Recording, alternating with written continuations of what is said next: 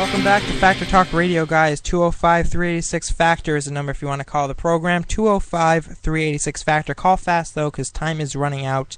We're quickly approaching the end of our broadcast here tonight. Guys, if there's one thing I've learned about President Obama over the past 4 years, I've learned many things about the guy. I've learned many things about progressivism and liberalism, too, but if there's one thing I've learned, it's that the man has absolutely no respect for our Constitution and no respect for the system of checks and balances, the founding principles. He doesn't care about that. They get in the way of him pushing his agenda, so he just kind of pushes them aside, bypasses them with his executive orders just to get the job done. Remember when he said that he'll get it done with or without Congress? Well, Congress, Mr. President, was established in order to maintain a system of checks and balances, to ensure that not one branch of government has too much power, and that includes you, no matter how power-hungry you are. And the amount of executive orders this man has enacted is ridiculous. Here's some, just to name a few. Executive Order 10990 allows the government to take over all modes of transportation and control of highways and seaports. Executive Order 10995 allows the government to seize and control the communication media. Executive Order 10997 allows the government to take over all electrical power, gas, petroleum, fuels, and minerals. Executive Order 10998 allows the government to take over all food resources and farms. Executive Order 11000 allows the government to mobilize civilians into work brigades under government supervision.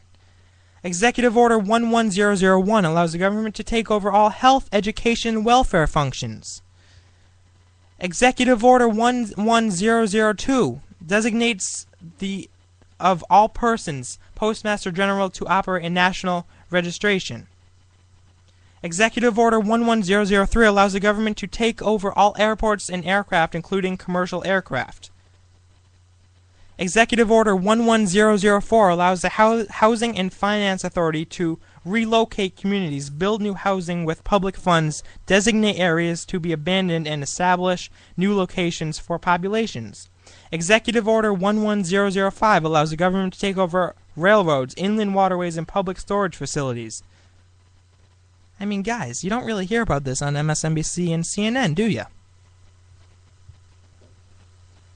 No, you don't. I mean, the guy,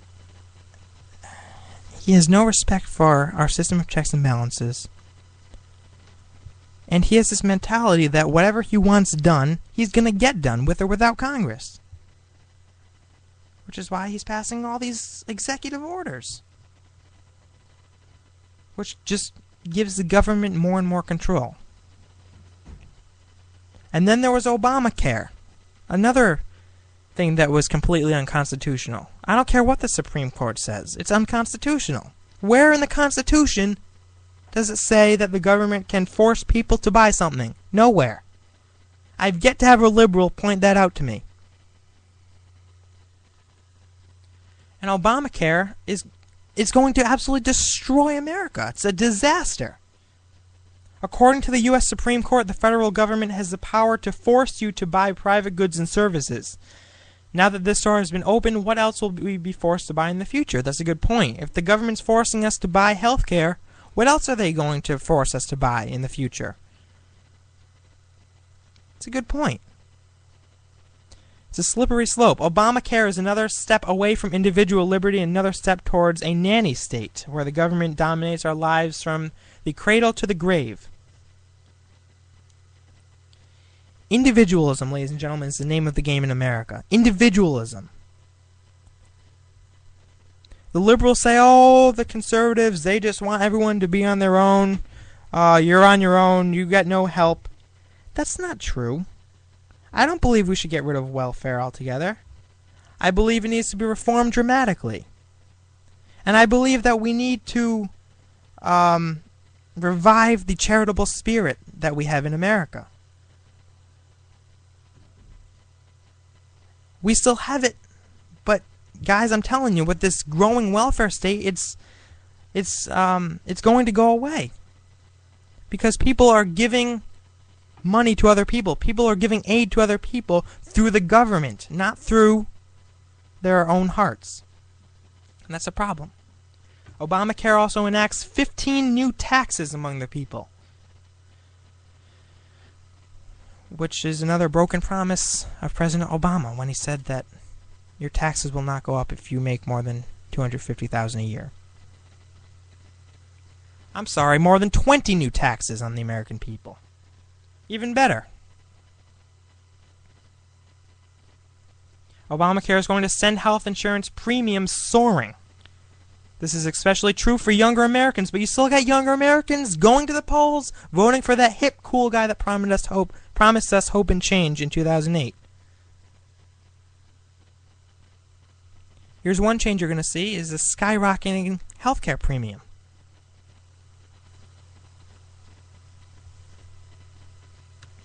Amazes me. Obamacare is a disaster, and unless we get Romney in, we have no chance of repealing it.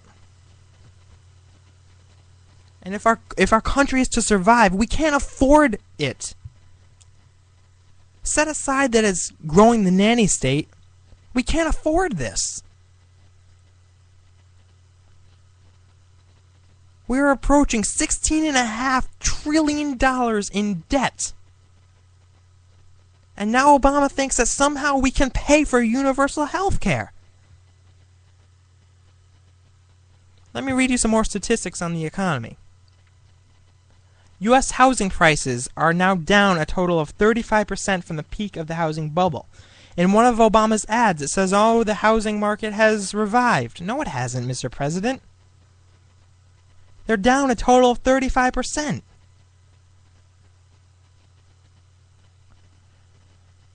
The official U.S. unemployment rate has been above 8% for 43 straight months. According to one survey, 42% of all American workers are currently living paycheck to paycheck. 42%! That's almost half. Guys, we don't have to live like this. We can live better. The potential that we have in this country is outstanding. But we have 42% of American workers living paycheck to paycheck because of Obama's failed policies. 48% of all Americans are either considered to be low income or living in poverty. Almost half. We don't deserve to be living like this. We deserve better. We demand better. And tomorrow we better demand a new commander-in-chief. An astounding 49.1% of all Americans live in a home where at least one person receives benefits from the government. Government dependency, folks. I've been talking about it since the first episode of Factor Talk Radio. Get the people dependent on the government.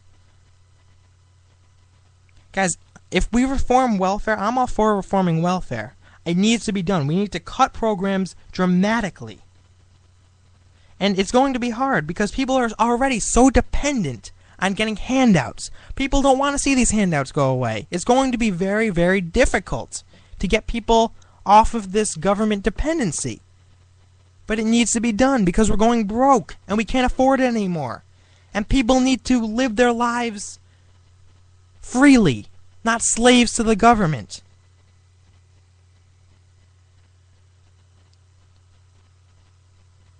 They need to live their lives by way of rugged individualism. Laissez-faire economics. Let businesses and the people on the free market do what it wants to do. Last year, an astounding 53% of all U.S. college graduates under the age of 25 were either unemployed or underemployed. Again, if you're in college, why the hell are you voting for this guy again? According to a recent Gallup poll, only 60% of all Americans say that they have enough money to live comfortably. Which means 40% of Americans don't have enough to live comfortably.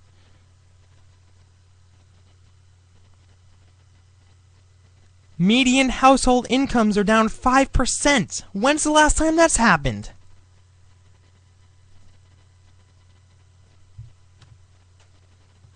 "71% of small business owners believe the U.S. economy is still in a recession."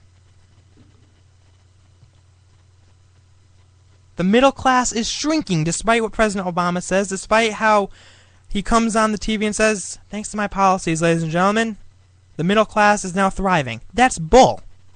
95% of the jobs lost during your last recession were middle class jobs.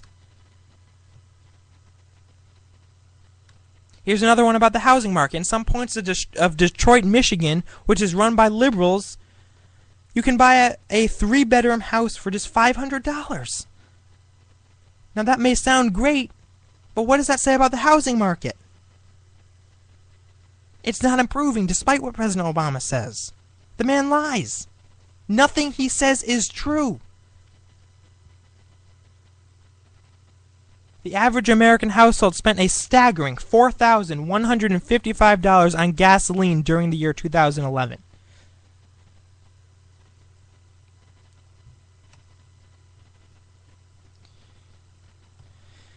The Obama administration spent $175,587 to find out if cocaine causes Japanese quail to engage in sexually risky behavior.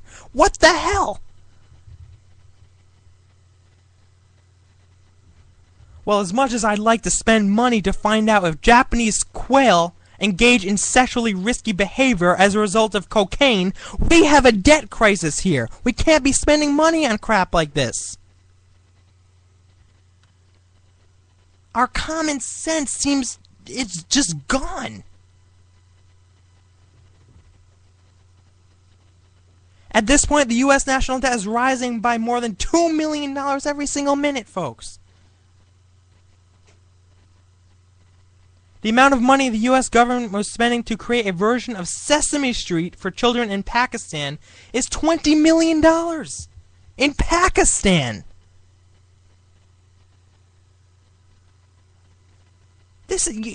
Americans everywhere should be outraged by this. 25 million American adults are living with their parents. 1 in 7 Americans are on food stamps. Today, there are more than 88 million working-age Americans that are not employed and that are not looking for unemployment. That is an all-time record high. 88 million.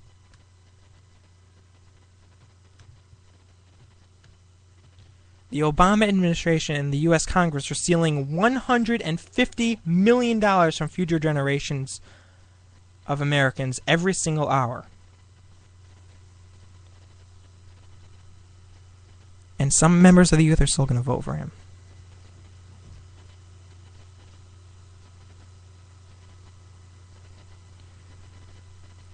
Americans everywhere should be outraged.